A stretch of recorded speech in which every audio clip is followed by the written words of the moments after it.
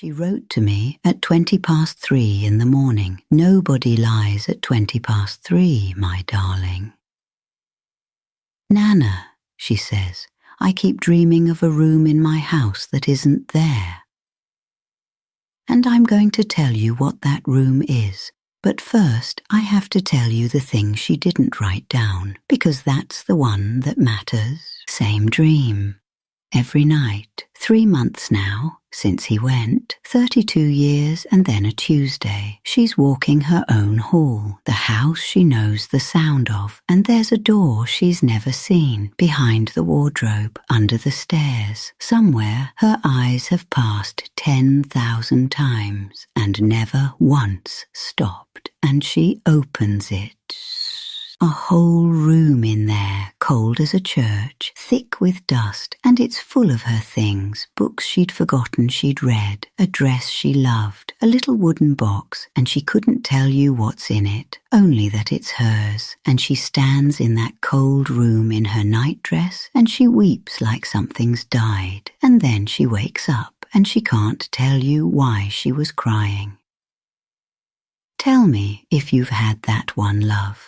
The door that shouldn't be there. Put it in the comments below. More of you have than you'd think. Now, the easy answer is you lost your home, so you dream of losing your home. That's not it. That's not it at all. And if that's all you've been told, no wonder nothing's shifted. Because there's things you didn't write down, my darling, and I've read enough letters at 3 in the morning to know they're there. You still sleep on your side of the bed.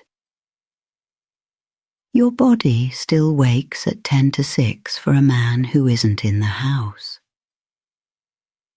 And you've started saying we and correcting yourself out loud in shops, and here it is, the thing you didn't write. You're not crying every night because you miss him. Some nights you're crying because you don't. And that frightens you far worse than the grief does, because grief you're allowed, relief you're not. So you've told nobody, not your sister, not your best friend of 40 years. You've told a stranger's video at 3 in the morning, and that's all. Well, you've told me now. And there's a second thing nobody's said to you, so I will. Nobody brought you a casserole. Nobody wore black. Nobody sat with you. There's no funeral for a marriage, love. So you've had to grieve a death that everyone treats like paperwork. That's why it's so lonely. It isn't in your head. You were handed the whole weight of it and told to keep it tidy. So let's go back to that room. You didn't lose it. You built it. Not all at once. Nobody goes quiet all at once. You went quiet the way a house goes cold, one room at a time. The friend you stopped ringing because he sighed when she called. The music you stopped playing in the car. The way you used to laugh. Do you remember? Loud, too loud, he said. Once. That's all it takes. Once. And here's the cruel part, my darling, and I want you to sit still for it. You weren't weak, you were good at it. Every time you made yourself a bit smaller, the house got a bit calmer, and calm felt like love, so you did it again and again. For 32 years you got rewarded for disappearing. That's not weakness, pet. That's a woman doing exactly what kept the peace, and paying for the peace with pieces of herself. The old folk had a saying for a house like that. Mind the house that grows a new room every time the woman swallows her words. Because the house doesn't lose them, it keeps them. Every song you didn't sing, every no you didn't say, in the room, and the door goes shut, and you learn to walk past it like it isn't there. And you can live a whole life like that and never open one. Unless something takes the roof off. That's what he did. He took the roof off, and it was cruel, and it was cold, and I'll not pretend for 1 second that it wasn't. But look what the lights got into.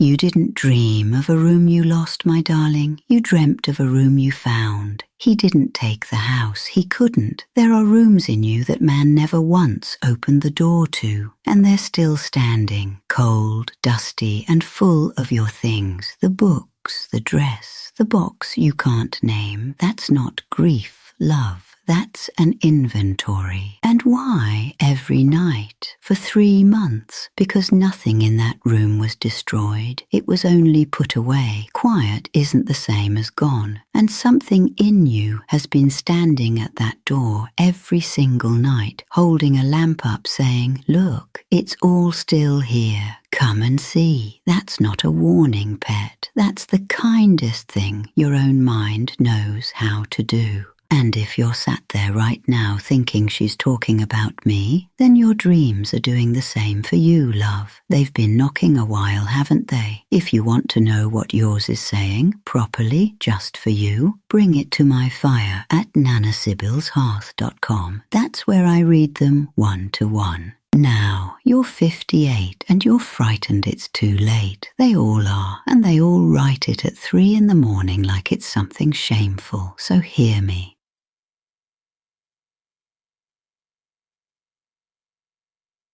You are not starting again. You'd have to be empty to start again. And you're not empty, you're full. You've been full the whole time. There's just been nobody in there to look.